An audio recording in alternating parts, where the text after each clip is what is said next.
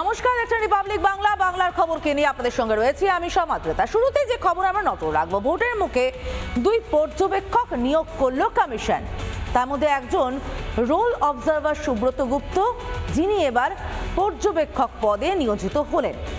1990-এর ব্যাচের এই অফিসার, তিনি একসময় এ রাজ্যে আমলা হওয়ার দৌড়ে ছিলেন, মুখ্য সচিব হওয়ার দৌড়ে ছিলেন, কিন্তু রীতিমতো অপমানিত হয়ে তাকে কেন্দ্রীয় সরকারি ডেপুটেশনে যেতে হয়, যার বিরুদ্ধে এই কদিন আগেও মমতা বন্দ্যোপাধ্যায় সুর চড়িয়েছিলেন। সেই সুব্রত গুপ্ত এবার কাঁধে কাঁধ মিলিয়ে এ বাংলায় হিংসামুক্ত ভোট করার দায়িত্ব পেলেন। পশ্চিমবঙ্গে বিধানসভা নির্বাচনের আগে দুজন অবজারভার নিয়োগ করল নির্বাচন কমিশন।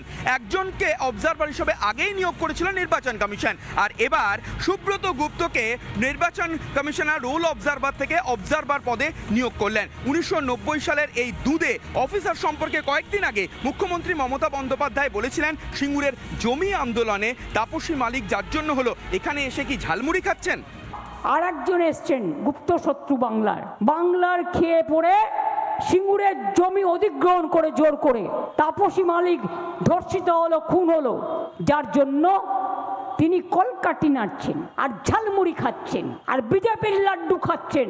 কি হবেন, রাজ্যপাল না উপরাষ্ট্রপতি না প্রধানমন্ত্রী না রাষ্ট্রপতি? ধনকরকে দেখে শিক্ষা হয়নি, আনন্দ বোসকে দেখে শিক্ষা হয়নি, মিস্টার অজিত পাওয়ারকে দেখে শিক্ষা হয়নি, এর আগেও অনেকে চলে গেছে।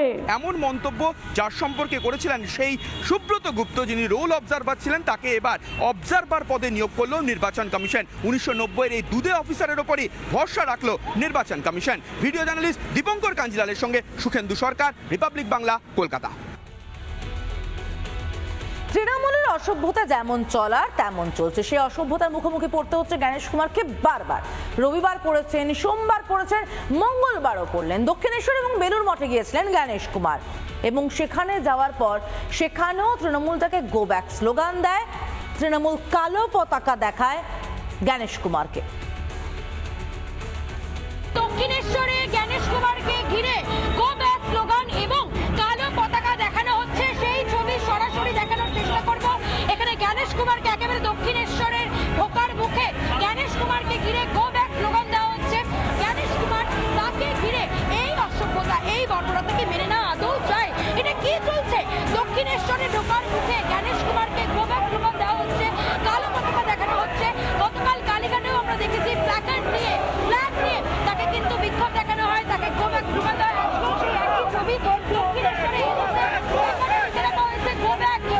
গণেশ কুমার তাকে কটূক্তি করে। चुनाव आयोग एक बार फिर पश्चिम बंगाल के सभी मतदाताओं को बताना चाहता है कि पश्चिम बंगाल के चुनाव वायलेंस फ्री और इंटिमिडेशन फ्री, न किसी दबाव के और न किसी हिंसा के सफलतापूर्वक संपन्न होने के लिए चुनाव आयोग कटिबद्ध है। এদিকে কালো পতাকা দেখানো হচ্ছে, অন্যদিকে স্লোগান চলছে। ক্যামেরায় অসীম আহমেদের সঙ্গে লীনা ভট্টাচার্যের রিপোর্ট, রিপাবলিক বাংলা, দক্ষিণেশ্বর।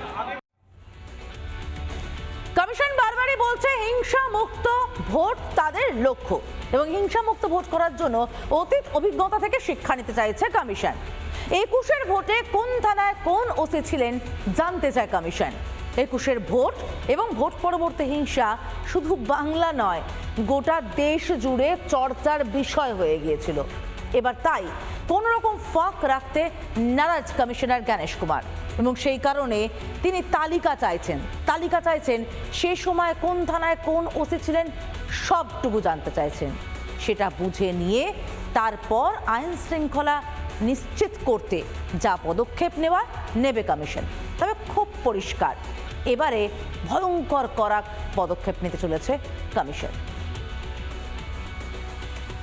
বাংলায় কত দফায় নির্বাচন হবে তা নির্ভর করবে বাংলার আইন শৃঙ্খলার পরিস্থিতির উপর। দুদিনের রাজ্য সফরে এসে আধিকারিকদের সঙ্গে মিটিং, প্রশাসনিক আধিকারিক, পুলিশ আধিকারিক, রাজ্যের শীর্ষ আধিকারিকদের সঙ্গে বৈঠকের পর সাংবাদিক সম্মেলনে এমনটাই জানিয়েছেন মুখ্য নির্বাচন commissioner Ganesh Kumar. How many phases the election should be done? would be dependent on the law and order preparedness of the state machinery. নির্বাচন কমিশনার যে নির্বাচন শান্তিপূর্ণ এবং অবাধ নির্বাচন করতে তারা যেন নিজেদের রোল, নিজেদের যে পুলিশ রোল বা নিজেদের যা আইন অনুযায়ী যা ডিউটি করার সেটা করতেই হবে। पहले जो प्री पोल और पोस्ट पोल वायलेंस हुआ करते थे, आशा है कि चुनाव आयोग के इस स्पष्ट संदेश के बाद कि चुनावी हिंसा बर्दाश्त नहीं की जाएगी और करेंगे तो उनके खिलाफ सख्त से सख्त कार्रवाई होगी। पिछले चुनावों में जिसने भी इस तरह के काम करने की कोशिश की है उसके खिलाफ केसेस चुनाव आयोग ने रिव्यू किए हैं और काफ़ी केसेस में सजाएं भी हो चुकी हैं। বেচারা ভ্যানিশ কুমার, আজকেও আমি শুনলাম অফিসারদের মিটিং করে বহু থ্রেট করা হয়েছে। শুধু এখন অ্যাকশন নেবে তা নয়, যদি ওনার কথা না শোনে মে মাসের পরেও নাকি উনি অ্যাকশন নেবেন। আমি বলি সাহস থাকা ভালো, কিন্তু দুঃসাহস থাকা ভালো না। এখানে পশ্চিমবঙ্গ যে রাজ্য, সেখানে কারচুপি ঠেকানো খুব কঠিন কাজ।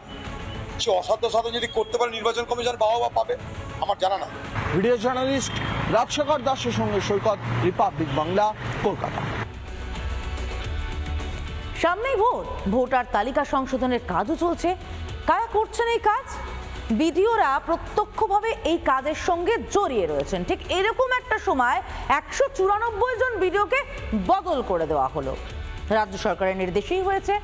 কিন্তু এরকম একটা সময় যখন তালিকা ধরে ধরে বিবেচনাধীন নামগুলোকে খতিয়ে দেখা হচ্ছে, সে সময় বিডিও বদলের উদ্দেশ্যটা কি? যাতে এসআইআর প্রক্রিয়াটা আরও দেরিতে হয় সেই কারণে?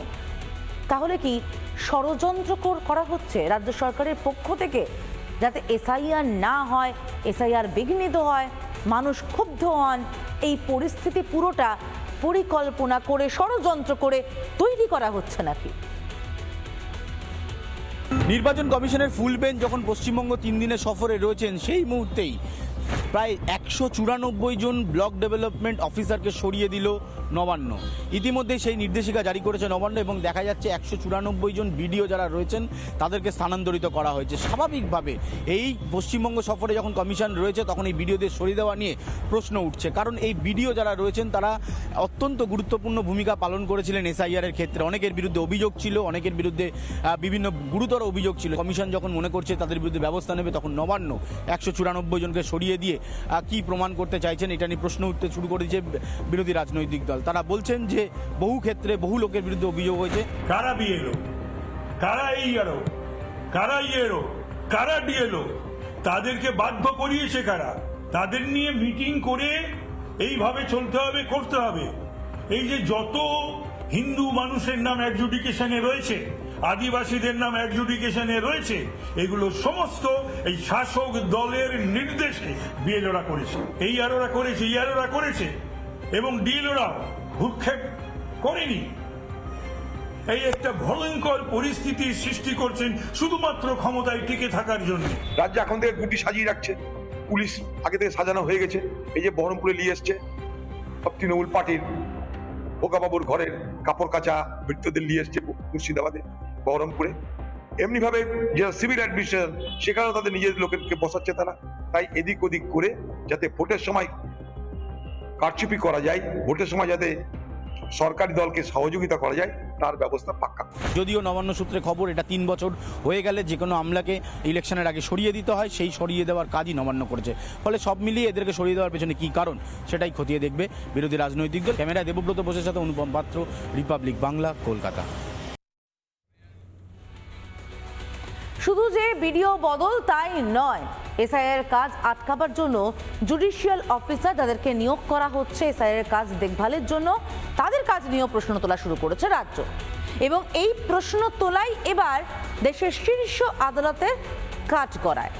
সুপ্রিম কোর্টের স্পষ্ট পর্যবেক্ষণ, স্পষ্ট নির্দেশ, কোনোভাবেই জুডিশিয়াল অফিসারদের বিরক্ত করা যাবে না। অথচ সেই কাজটাই রাজ্য করছে এবং এখানেই সুপ্রিম প্রশ্নের মুখে পড়ে যাচ্ছে এই রাজ্যে সরকারের ভূমিকা।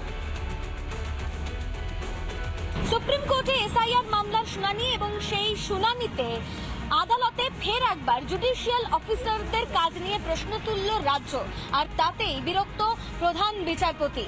ভোটের আগের দিন পর্যন্ত নাম তোলা যাবে এবং এরই পাশাপাশি যদি নাম বাদ যায় তাহলে সেক্ষেত্রে আপিলেরও সুযোগ থাকছে, এমনটাই স্পষ্ট জানিয়ে দিয়েছেন প্রধান বিচারপতি। এই পুরো প্রক্রিয়াটাকে কারা আজকে একটা অন্ধ গলির মধ্যে ঢুকিয়ে দেবে? উত্তর একটাই, তৃণমূল কংগ্রেস। আজকে সুপ্রিম কোর্টের এই রায়কে স্বাগত জানাচ্ছি। একই সঙ্গে এই যে মানুষগুলো ট্রাইব্যুনালে যাবেন, যাদের ভোটদানটা কার্যত অনিশ্চিত হয়ে যাচ্ছে, এর জন্য কারা দায়ী? সব ভালো কথা, ভোটের আগের দিন পর্যন্ত সমাধান হলেও ভোট দিতে পারবে, ভালো কথা। কিন্তু ভোটের আগের দিন পর্যন্ত সব সমাধান হবে কিনা তার তো কোনো গ্যারান্টি নেই। কিন্তু আইন কি বলে, একটা ভোটার যেন ভোট দেওয়ার অধিকার থেকে বঞ্চিত না হয়, আমি তো সেটাই জানি। এরই পাশাপাশি জুডিশিয়াল অফিসার যারা রয়েছেন তারা তাদের মতো কাজ করবেন এবং কাউকে বিশ্বাস করা যাচ্ছে না, এমনটাও নির্বাচন কমিশনকে বললেন প্রধান বিচারপতি। অবসরপ্রাপ্ত বিচারপতিদের নিয়ে যে বেঞ্চ গঠন হয়েছে সেই বেঞ্চ সমস্ত কাজ করবে এবং সিদ্ধান্ত নেবেন হাইকোর্টের প্রধান বিচারপতি, এবং যাদের নাম বাদ তাদের নাম বাদ, স্পষ্ট জানিয়ে দিলেন প্রধান বিচারপতি। কোর্ট বলেছে যে ইমিডিয়েটলি আমাদের বলেছে to approach the high court chief justice, he will look into the matter and pass his direction and that directions will be followed by the election commission. ক্যামেরায় পার্থর সঙ্গে রুমকি দে, রিপাবলিক বাংলা, কলকাতা। তৃণমূল জমানায় বারবার অপমানিত হয়েছেন আদিবাসী রাষ্ট্রপতি দ্রৌপদী মুর্মু। এবার তারই প্রতিবাদে বালুরঘাটের হিলি মোড়ে অবরোধ করে বিক্ষোভ দেখান আদিবাসীরা। বিজেপির আদিবাসী মোর্চা তারা তীরে ধনুক হাতে দীর্ঘক্ষণ ধরে বিক্ষোভ দেখান হিলি মোড় অবরোধ করে। পরিস্থিতি নিয়ন্ত্রণে মোতায়েন করতে হয় পুলিশ বাহিনী। বালুরঘাটের হিলিমোড়ে পথ অবরোধ করছে বিজেপি এসটি মোর্চা। বালুরঘাটের হিলিমোড়ে তারা বসে থেকে বিক্ষোভ দেখাচ্ছে এবং যার জেরে হিলিমোড়ে পথ অবরোধ হয়ে পড়েছে এবং বিভিন্ন যে যানবাহন তা কিন্তু বন্ধ হয়ে গিয়েছে। তাদের যেটা দাবি, মুখ্যমন্ত্রী রাষ্ট্রপতিকে অপমান করেছেন, তাদের ক্ষমা চাইতে হবে প্রকাশ্যে। এই দাবিতে তারা কিন্তু বিক্ষোভ দেখাচ্ছেন।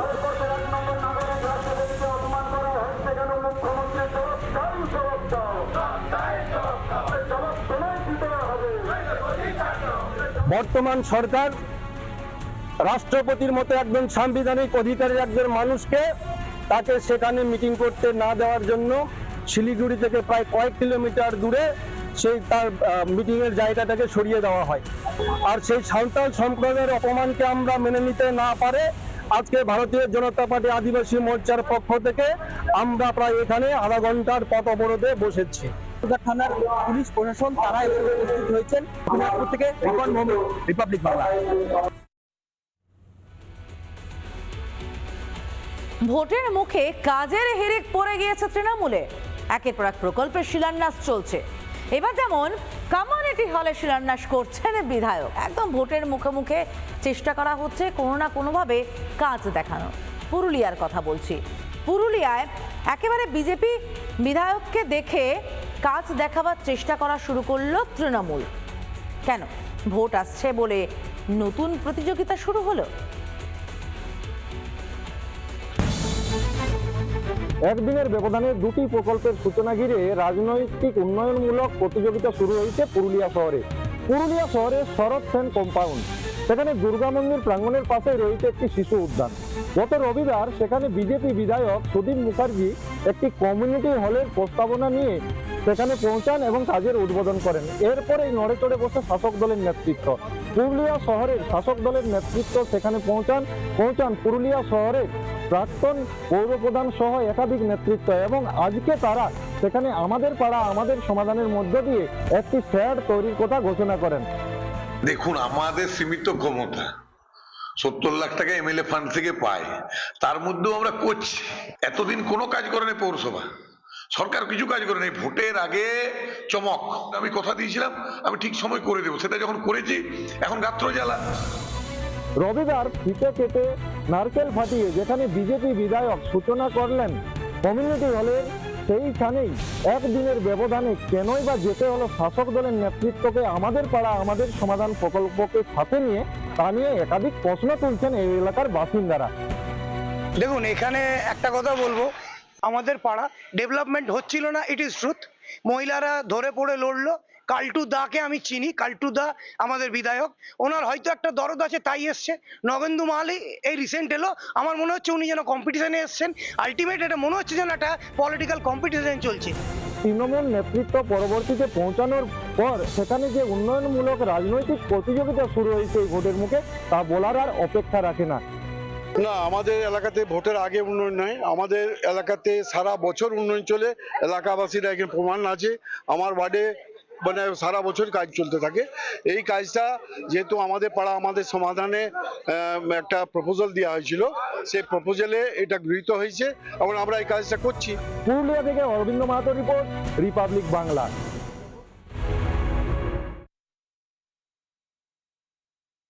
নানা ধরনের কন্টেন্ট দেখার জন্য লাইক করুন, শেয়ার করুন আমাদের ফেসবুক পেজ, সাবস্ক্রাইব করুন আমাদের ইউটিউব চ্যানেল। পাশাপাশি অন্যান্য ব্রেকিং নিউজের জন্য অবশ্যই চোখ রাখুন রিপাবলিক বাংলায়।